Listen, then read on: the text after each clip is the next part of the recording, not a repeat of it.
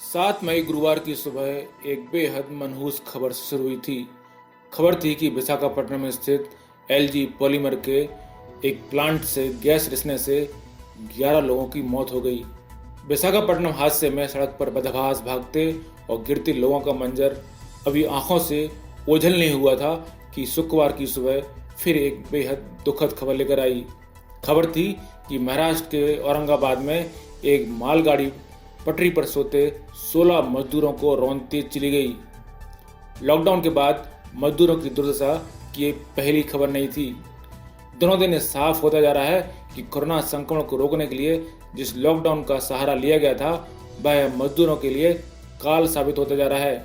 Lockdown के चलते शहरों में रोजगार छिनने के बाद पाई पाई के लिए मोहताज मजदूर जो अपने घरों को वापस लौट रहे हैं, उनके असमय काल के गाल में समाने की तस्वीरें और खबरें लगातार आ रही हैं। शुक्रवार सुबह महाराष्ट्र के औरंगाबाद से एक ऐसी ही दर्दनाक खबर आई। 16 मजदूर मालगाड़ी की चपेट में आकर अपनी जान गंवा बैठे थे। मरने वाले सभी मजदूर मध्य प्रदेश के शहडोल और उमरिया के रहने वाले बताए जा रहे हैं। हादसे के शिकार सभी मजदूर लॉकडाउन के चलते रोजगार छिनने के बाद पैदल ही अपने घर वापस लौट रहे थे।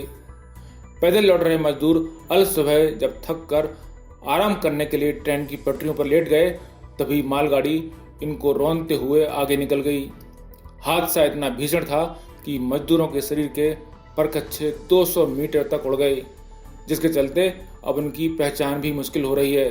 बताया जा रहा है कि किस्मत के हारे मजदूर शायद यह सोचकर पटरियों पर बैठ गए थे कि लॉकडाउन के चलते कोई ट्रेनें नहीं चल रही हैं, लेकिन उनको क्या पता था कि वह जिस थकान को मिटाने के लिए हल्की नींद लेने जा रहे हैं, वह शायद उस नींद से कभी नहीं उठ पाएंगे।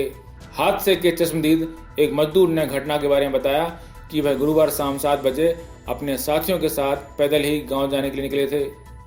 सुबह 4 बजे उनके कुछ साथी जो आगे चल रहे थे थक हार कर आराम करने के लिए पटरी पर बैठ गए।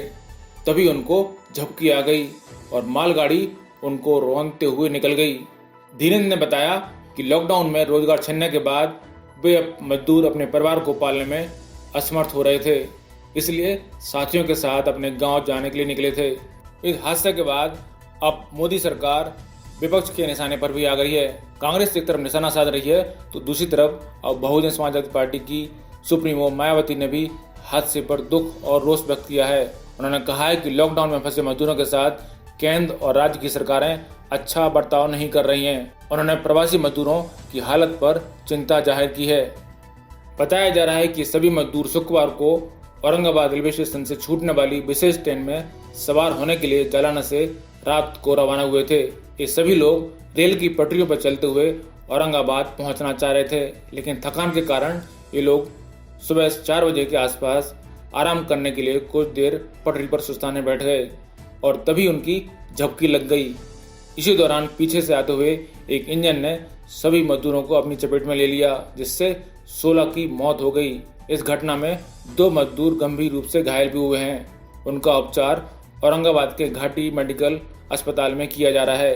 रेलवे ने मामले के जांच के आदेश दे दिए हैं। पुलिस ने बताया कि हादसा औरंगाबाद के करमत के पास सुबह 5:15 पर हुआ, जिसमें 2 मजदूरों की मौत हो गई है और 2 अन्य घायल हैं। घायलों को अस्पताल में भर्ती करा दिया गया है। ब्यूरो रिपोर्ट, पत्रकार टीवी।